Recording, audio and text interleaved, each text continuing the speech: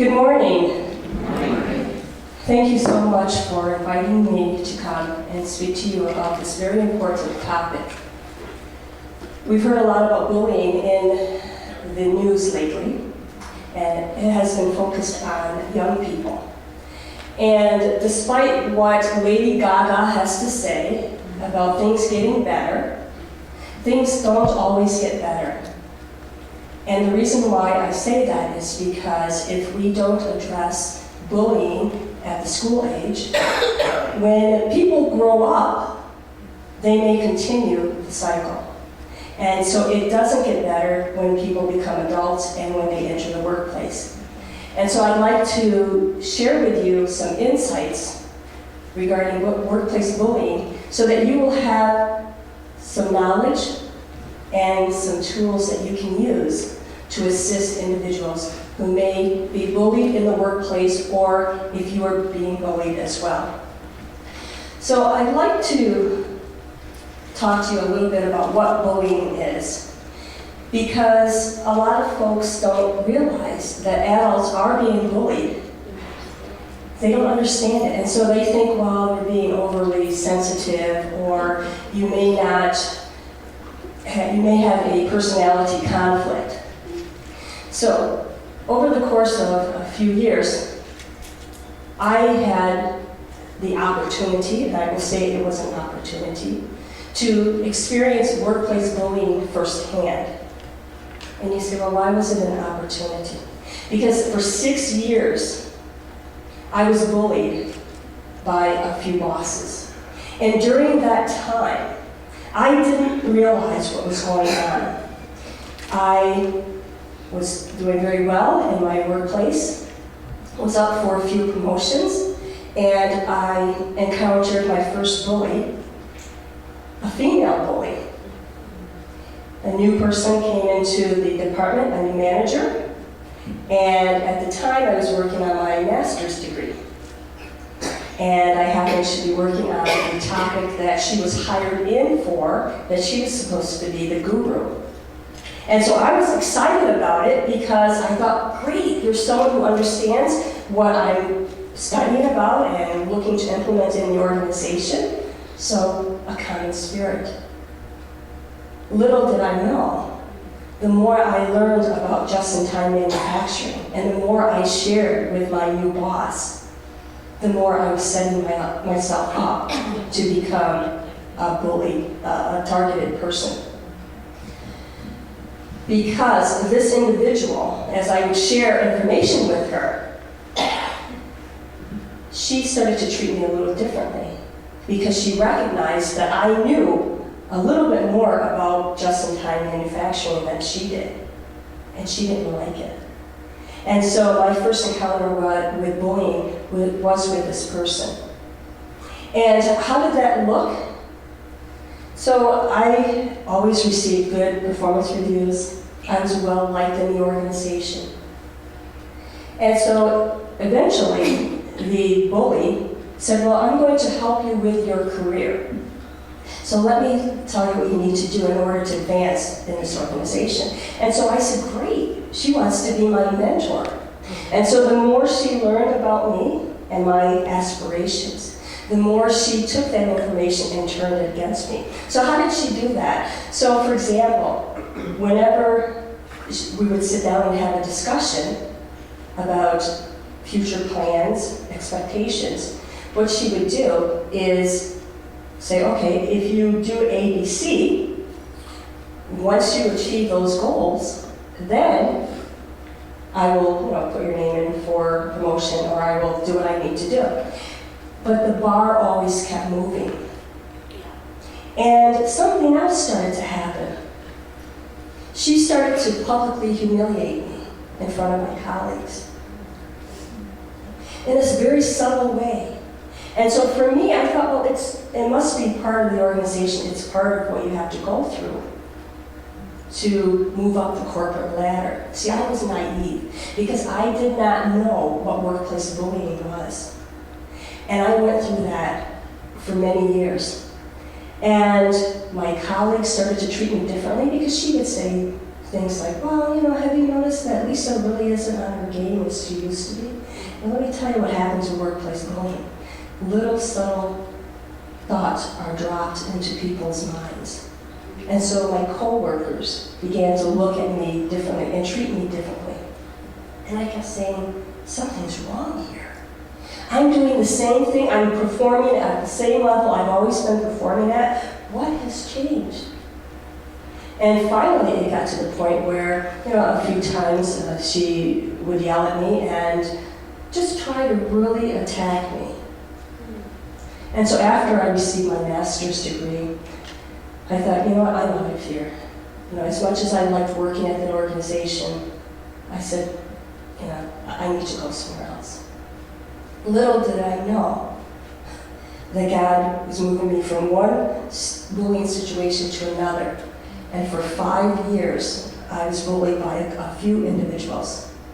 And I was accused of all different types of things. At one point, I was accused of even trying to drive over a person, a security guard, just really bizarre things.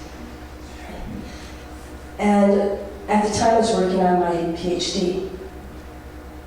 And my initial topic was emotional abuse in the workplace, because I was being emotionally abused. That's the only thing I could think of. And I went through and I wrote I did my dissertation, got my PhD. My bosses never said congratulations.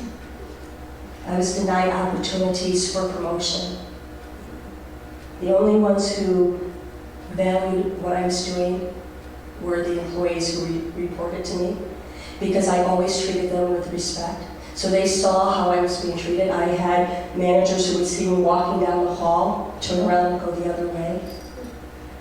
And with workplace bullying, so you say, well, what's the big deal? When a person is targeted like that and experiences those behaviors on a regular basis, it does something to their psyche, and I'm going to talk a little bit about that later. So bullying is repetitive, abusive behavior that seeks to devalue others. So I've shared with you my story. And I am so thankful to God because of those experiences. Because as I was working on my PhD, and after I finished my PhD, I started writing my first book, and I looked at emotional abuse. But then I started doing research again for my second book. And that's when I happened upon this whole concept of workplace bullying. And I said, aha, I'm not losing my mind. Something really is wrong here. Something is going on. And I thought, if I'm going through this experience and I'm feeling like something is wrong, surely there are other people who are experiencing it. And I'm here to tell you that there are millions of employees who are being bullied on a regular basis. I am so passionate about this topic, and I understand now why God allowed me to go through those experiences, because I understand what it feels like to be bullied. I understand what it feels like to feel helpless, to be confused, to know that, to feel as if no one else understands what I'm going through. And I interact with people on a regular basis who contact me. They don't know what to do. They don't know what's going on. And now I can say to them, what you are experiencing is workplace bullying. What you are experiencing is psychological harassment. And now, let me tell you how you can work through it. Because there's hope in darkness. And that's what I wrote. That's the name of the title refers to the darkness, because when you are being bullied, you are in such a dark place. And it's such a dark place. And so I want to say to people, there's hope. So I'm going to share a video with you about Tracy. I met Tracy a couple of years ago when I was lobbying in New York State. Tracy was bullied, and I'm just going to show you the clip, and then I'm going to talk a little bit about what Tracy has experienced. So if you could, it also affects the person's family. those who are around.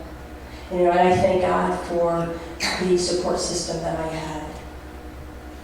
People who would pray for me and encourage me. But not everyone has that support. And so this is why we need to do something about it. Now I'd like to talk to you about some of the bullying behaviors so that you can begin to have an idea as to what people are going through. If your boss is publicly humiliating you, singling you out, providing opportunities to set you up, sabotaging your work, giving you unreasonable deadlines, and then pressuring you to get the work done when other people in your office or your situation have ample time to complete the work. Or this is happening a lot with the older generations that are still in the workplace where, let's say if you were a manager and you had a lot of responsibilities, and then eventually what happens is the bully will start to take away your responsibilities to the point where you come into work and you sit at your desk. You have very little to do. What they're trying to do is push you out of the workplace. It's a form of bullying.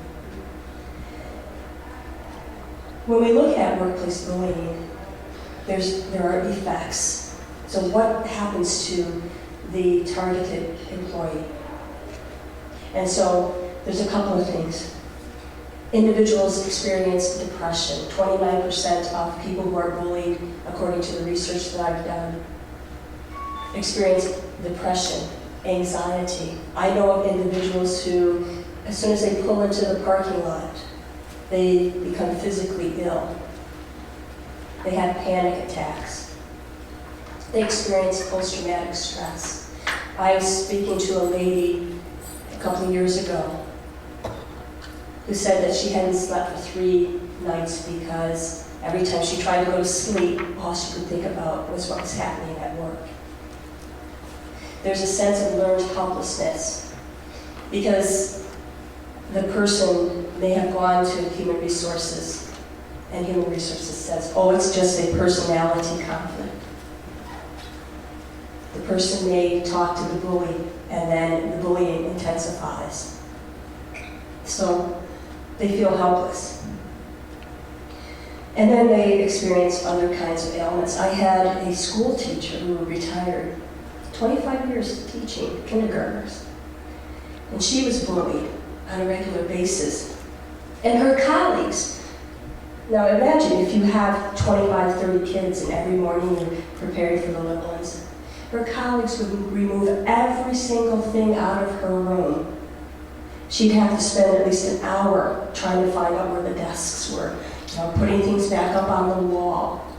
And she said to me, she contacted me, and she said, Dr. Barrow, she says, I have cancer now. And she says, do you think that there's a relationship between the bullying I experienced and now the cancer that I have now? And I said, yes. Because what happens is your body breaks down, the weakest part of your body breaks down. Some people experience migraines. She had cancer. And there's research to say that there is a link. And I have brought Julie Christensen with me to speak to you about the impact of bullying from a clinical standpoint. The other reason why I'm here to talk to you is because of this last statistic that I want to share with you.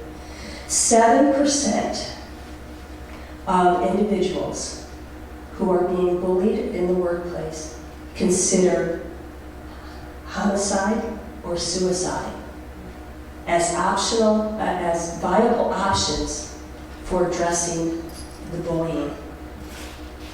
And I want to share with you a story about Jody Siebel. I want you to take a good look at Jody Siebel. Jody, young mom, wife, had 2 children. Was doing very well in her job until she encountered her bully. Jody decided to be proactive. She went to Human Resources. She had talked to the bully about the situation, and the bully intensified her efforts. So on a Friday afternoon, Jody went to Human Resources and said, this is what's going on. And she shared with Human Resources how her boss was treating her. So her boss was called into the Human Resource office. And after the meeting with the Human Resource manager, she came back to the area and she said to Jody, how dare you go to Human Resources? You just wait until Monday, and I'm going to deal with this. Jody was obviously distraught. So she called her aunt and her mom, talking to them, and they said, Jody, it's okay. You're going to be okay.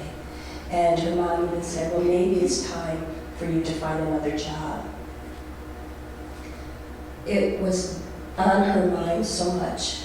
Her soul was so burdened. Saturday came along. She contacted her aunt. She's talking to her aunt, and I know her aunt. And she said, I don't know what's going to happen on Monday. I just don't know what's going to happen on Monday. Jody became so overwhelmed that she took her two little ones. She sat them in front of the TV, put on her favorite cartoon or whatever. She went into the washroom and committed suicide. If you don't think workplace bullying is serious, I want you to take a look at that little one. Take a look at Jody. Her family's devastated. I've spoken to her aunt on several occasions, and they are trying to figure out what they could have done to prevent this from happening. The reality is they were supporting her. They were doing everything that they could to assist her. Jody is the reason why I'm here to talk to you about workplace bullying. And as Christians, we have a huge responsibility to reach out to those who are being bullied, to speak up for those who cannot speak for themselves. Yeah. Seniors are bullied. Any group of individual where, and this is the issue, especially with bullying, sometimes people think, well, it's the weaker person who's being bullied. Sometimes the person may be very knowledgeable, be very strong, may be different. David, you may be different in your workplace. I'm different. We weren't going to say it. We're strong. You may be stronger than the person. See, the person who is bullying, and I'm a firm believer of this, when you love yourself, when there's a peace in your heart, you don't bully other people. You respect them. You love them. And I'm going to, because of the situation, I'm going to have you come up and speak, but I just want all of you to know that we have a responsibility. When we see people being bullied, when we see people isolated, Tracy talked about how her boss made her sit in the corner and no one talked to her. This is the prime opportunity for us to reach out. I love this banner here. Women reaching out to others with the love of Jesus. We need to reach out to others. We need to be aware of what's going on. And let me tell you, a simple, how are you doing? Do you want to have lunch? Even talking to the person saying, I recognize what you're going to. Speaking up, as I said before in Proverbs, speak up for those who cannot speak for themselves. We can change this. We're hearing a lot about bullying in the schools. But if we do not address the bullying that is occurring amongst ourselves as adults, those little ones only mimic the behavior that they see. They only mimic the behavior they see. We as adults have a responsibility. And so I'm going to end here, and I want you to know that Jesus loves you. He is there for you. And you may be going through your bullying experience, but you don't know how God is going to use it in the future. I know what you're feeling, David, because I was there. And others who may be in the room. I didn't understand it. I get it now. I get it now. And so I want to challenge all of you. Well, with bullying is psychological harassment, so it is a form of harassment.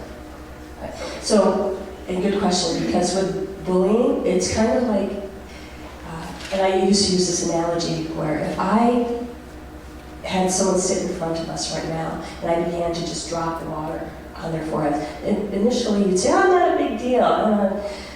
But if I kept dropping the water on your forehead and you were not allowed to leave, eventually you would break, emotionally break.